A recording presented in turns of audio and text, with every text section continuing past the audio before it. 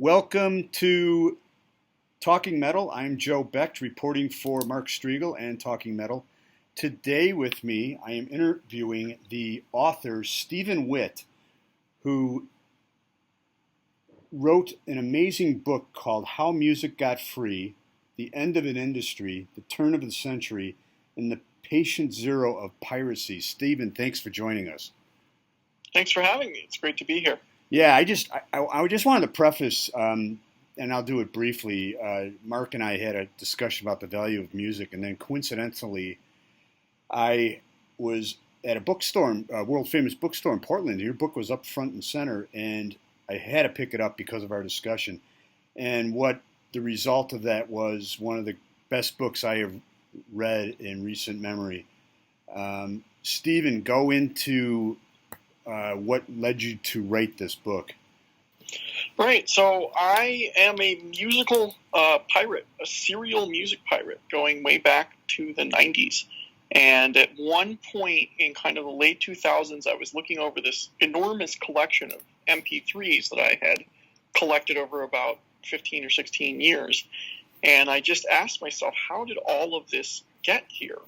How did all this get from studio musicians to my hard drive? I think there's maybe an untold story there.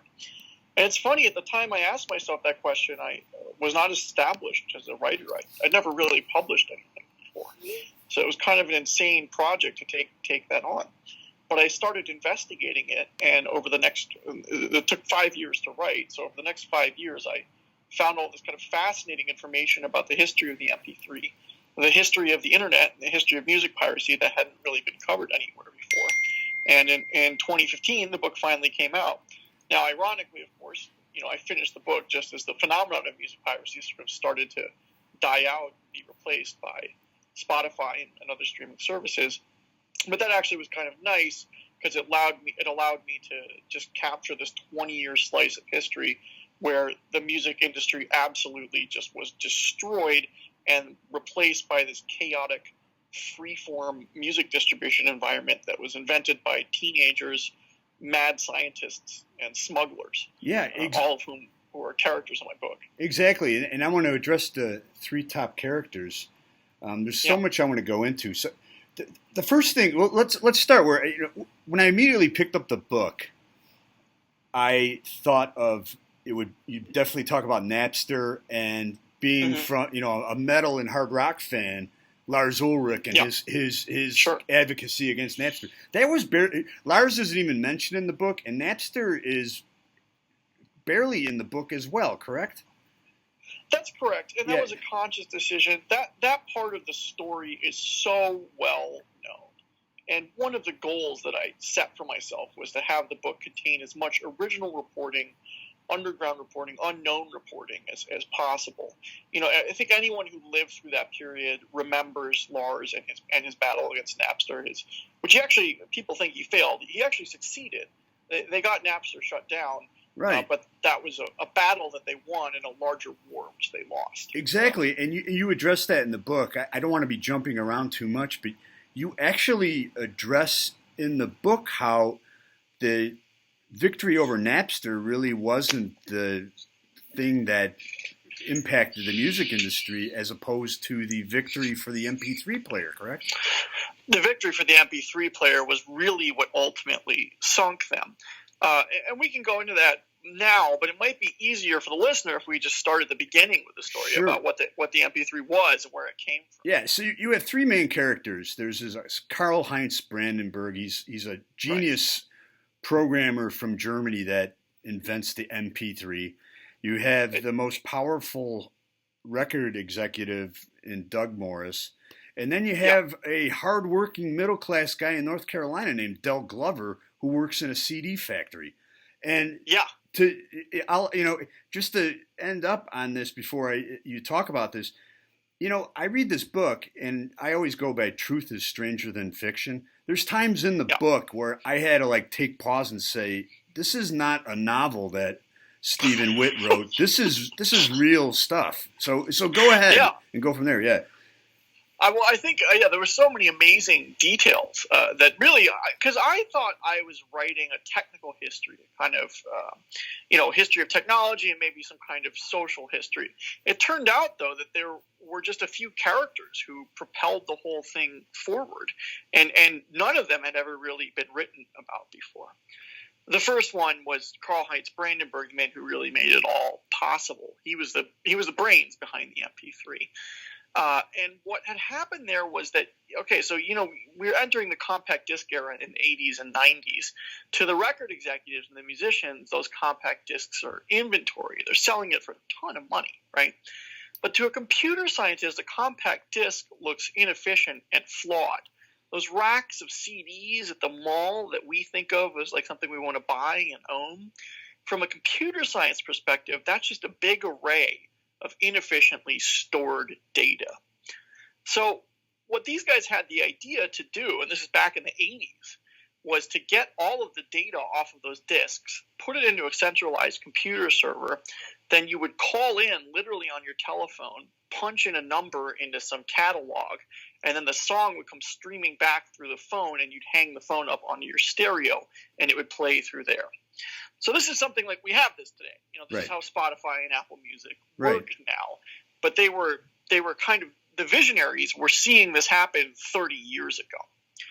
The sticking point, and what made it very difficult, is for that to work, the compact disc records information at very high fidelity, something like over 1 million bits per second of stereo sound. To get it to fit through the phone line, you have to get it down to about 128,000. So that's a compression ratio of almost 90%. Put that in layman's terms, you have to delete 90% of the information on the disc and still make it sound good. Now, that sounded like an impossible task when they first laid it out. There was no way you could do it. But Brandenburg, and he really was drawing both from insights in mathematics and deep insights into how the human ear actually worked. They were going into the anatomy of how you hear things. And they were able, through years of work, 4 or 5 years of work, tens of thousands of man hours, and millions of dollars in R&D spent, to finally come up with a working prototype that would compress the music in this way. Ironically, they couldn't sell it. Once they made it, they couldn't get the record industries to sign on. And so they had this kind of brilliant piece of technology, but nothing to do with it. So they posted it online for public download for free. And that's when the teenage kids in their bedrooms at the beginning of the home downloading era in 95 and 96 got a hold of it and started using it to pirate songs. Okay. Yeah. So moving forward into this story, I want to go to Del Glover. Now, it's interesting because when Mark Striegel, who is the creator and host of Talking Metal, he discussed, and me too. We would, he literally risked life and limb to go buy the album. He'd ride his bike to a record store. You'd ride your bike and save your money and cut lawns to go to the record store to buy these giant albums. Sure. And the artwork was beautiful and there was value there. But, that being said, I do enjoy having my entire music collection in the palm of my hand that I could just plug in my car. But anyway, going to Del Glover now, he worked at a CD factory. And I'm getting that, because there's guys out there who say, oh yeah, well the album, I prefer even the CD, the album. The CD played a big part in this whole music piracy and movement, correct? Huge. The thing that people say about the music industry is that they screwed up the transition to the internet era, and that is true. But one of the reasons that happened is they were really the first industry to go all digital. The compact disc was really ahead of its time. For it to come out in the early 80s, it's still kind of extraordinary. They were taking everything. Now we think of everything as being digitized, right? But it was the first real home consumer media product that was all digital. And back then, they kind of didn't have the foresight to put any kind of copyright protection mechanism on it. And so it turned out they were just, once you bought the CD, there was nothing preventing you from lifting all of the information off of it. The only problem was that at the time it was introduced, the CD was so big relative to the size of the dial-up modem line or a hard drive, with less than a gigabyte on it back in in the 90s. Right. So they didn't see what was coming because, it was 20 or 30 years down the road before the information on a CD could be easily lifted off. But the pirates saw it coming. Yeah. And so what they realized, the way that the piracy underground worked, it was called the scene. It was this network of guys who infiltrated the supply chains of different entertainment industries and leaked stuff out. Oh. Go ahead. I'm getting a phone call. No. Okay. Go ahead. So you can edit this? Yeah. Yes. A little? Okay. And so these guys would infiltrate the supply chains of different entertainment industries and leak stuff out. And these were actually organized gangs in the scene that would do this. They would form these kind of loosely affiliated digital crews that would hang out in chat channels and say, hey, I think my friend works at like a record store, or my friend is a music journalist, or my friend works at can get an Oscar screener for us early.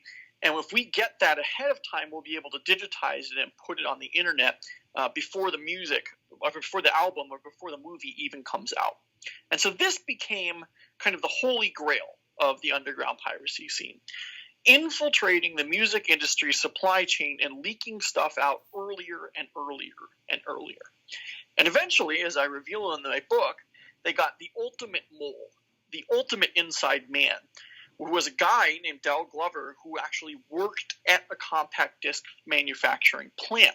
And his job was to take the discs and put them into the packaging material. So he literally had them at his fingertips, weeks and sometimes months ahead of their release dates. And the way he did it, I don't want to give too much away, but the way he did it was absolutely fascinating. Right, so he had to smuggle this material out of the plant. And I won't reveal too much about how he did that, but it involved belt buckles and containers of ramen noodles. And the fact that he really didn't. His motive for leaking these CDs wasn't really. It was monetarily based, but it wasn't the fact he wasn't making the money on the music either. And I don't want to give too much away, but his whole business model and what he did on the side was absolutely fascinating as well. Right. Well, so the way that this piracy underground worked is there was actually an ethos. There was a pirate's code that you weren't supposed to make money off leaking this stuff. It really was supposed to be a network of trade. Now, they did that partly because, there was actually some kind of countercultural ethos in these groups. And they also did it because it reduced their criminal liability if they ever got caught. If you're caught bootlegging CDs as a massive for-profit operation, that's a big penalty. You will go to jail. If you're caught trading them online with no cash involved, it's harder to convince a prosecutor or the FBI or especially a jury that you should go to jail for a long time. And that ended up being a very important distinction in the group that Del Glover joined, which was called Rapid Neurosis. They had a really strict policy that the leaks were not to be sold, that they were not to be monetized in any way, and that instead it was kind of a community of people who shared this among themselves, and then sooner or later it kind of percolated out of this narrow group of pirates and into the larger world of the internet on Napster and later stuff like Kazaa and LimeWire, much of which was seeded by these CD leakers, but especially Del Glover. I remember something like 2,000 CDs. I remember I tried. See, I'm just still old school. Like I feel comfortable paying on iTunes. I feel it's like my duty to pay for music. But I remember going on Kazaa and that stuff when it came out, and it just, to me, just didn't sound good, and it was very cumbersome. And I think there's a generation gap there, right? Too. I'm 38. I was born in 1979. Sure. And I was in college. I got to college in 1997 and discovered rampant MP3 piracy. The people I know, even people who are just a couple years older than that, people who were born in 77 or 76, there's a huge shift there where they never really participated in it. And they were really in the compact disc and vinyl era they ended up being the buyers, and they never came over. But people after 79, especially 80, 81, 82, just stopped buying records, I think. I think they just pirated for a certain period of time. And it was seen as almost kind of like an antique form of patronage that you would go into a record store and purchase something. Right. Well, once again, this is Stephen Witt. His book is How Music Got Free, The End of an Industry, The Turn of the Century, and the Patient Zero of Piracy. So now that we're talking about that, let's shift to Doug Morris, the industry giant, who is an equally fascinating character. Another guy who, he kind of bounced around the music industry for years and then hit it big in the mid-90s with stuff like Rico Suave, right? And Originally Rico Suave. Yeah. His story was basically Morris's story. I mean, I don't want to interrupt you, but I found it interesting because you brought up Zeppelin and you brought up the Physical Graffiti, how, the beauty of that, because that's one of my favorite albums of all time, and the beauty of that double album and just chock full of great music is over. And, here's Morris, who actually worked with Zeppelin towards the end of their career. And you mentioned Stevie Nicks and her substances that went up her nose. But then, so he kind of was like middle of the road with those acts, but then he just really propelled himself with something like Rico Suave. Go on. He had always, Zeppelin in some ways was an anomaly because he had always worked closer to the pop end of the charts. Right. Basically, his life story is he was recruited by Ahmet Erdogan, the legendary head of Atlantic Records, in the mid-'70s to run Atlantic's in-house imprints. And that included both Swan Song, which was Led Zeppelin, Rolling Stones records, and then I think Bad Company was the other one. And so those was kind of his big three in the late 70s. As that kind of collapsed towards the 80s, I think he found himself in a place where he knew he had to change along with the rest of the industry. Corporate life suited him very well, much more so than the average record executive emerging from kind of the more free-form 70s into the more kind of corporate, straight-laced, disciplined 80s. He found, actually, that was a good environment for him. So after putting out stuff like Led Zeppelin, he started putting out kind of more pop-oriented stuff. He did In Excess. He did a lot of Phil Collins albums, and he kept rising, and this stuff sold very well, which made people like him, even though kind of musically there was a lot of questions about whether or not it was good. I actually think a lot of it was good, but I'm sure your listeners will have varying opinions about that. Oh, yes. Yeah. By the 90s, I think it had started to become clear to him that rock was kind of spinning its wheels and that something new was on the horizon. And this is a 55-year-old, 60-year-old white guy from Long Island. Yeah. But I think he said to himself, rap is big. It's going to be bigger than anyone can imagine, and we have to lay the groundwork now at Time Warner, at my labels, at my imprints, to dominate it in the future. And so that started out with cheesy stuff like Rico Suave, if you remember that. But then he quickly signed Dr. Dre. He quickly signed Snoop Dogg at one point. He signed Tupac Shakur, and then ultimately signed Eminem and 50 Cent. So by the mid-90s, already his plan was working, and by the turn of the millennium, he was controlling something like 70% of all rap music that got bought in America. Which was absolutely huge, obviously. Which was absolutely, it was just so much money, too. And then, by the way, this is the height of the compact disc era. Sure. So now, in the late 90s, they're making more money than ever before. Now, at the same time, in terms of revenue, at the same time, they're consolidating all of the labels into kind of bigger conglomerates and pushing all the manufacturing into kind of like very low-cost jurisdictions, like, for example, North Carolina, where Del Glover, the CD leaker, worked. So ultimately what happened is the more acts that Morris brought under his umbrella, the more music that Del Glover, the pirate, could leak. So Del Glover ended up kind of leaking all rap music for a long time. And as labels like Universal and Time Warner moved into hard rock and other country and other arenas as well, he was able to leak that.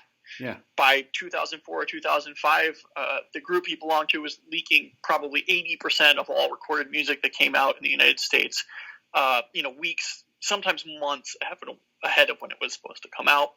Once they leaked it, it made its way onto those file servers very quickly. So if you had some music on your iPod that you didn't know where it came from in the mid-2000s, it probably went through this one group and probably this one guy. So, now, again, I don't want to give too much away on the book because I want to make sure everyone listening buys this book because it's just fascinating. If you're a music fan, whether you like metal, death metal, punk, anything, you got to read this book. Now, Doug Morris, kind of becomes a dinosaur, albeit a extremely wealthy dinosaur, but towards the end of the book, he makes quite a significant move in the digital age as well to make even more of a windfall. Right. He invented this service called Vivo, and then he kind of was very early into Spotify as well. Yeah. So, the funny thing, piracy really hurt these guys. There's no question about that. But what ultimately killed them was not piracy. Because if you look today, piracy has declined a lot in the industry. The recorded music industry has not totally recovered. The live music industry is doing quite well. But the recorded music industry has not really recovered. And one of the things that happened was the disaggregation of the MP3 single from the album. Right. So when Steve Jobs came along and sort of said, well, I have this iTunes store, he convinced Morris and all of the other record executives to sign on. Well, that arguably was a mistake for them because it allowed the consumer to buy just their favorite song as opposed to their whole album.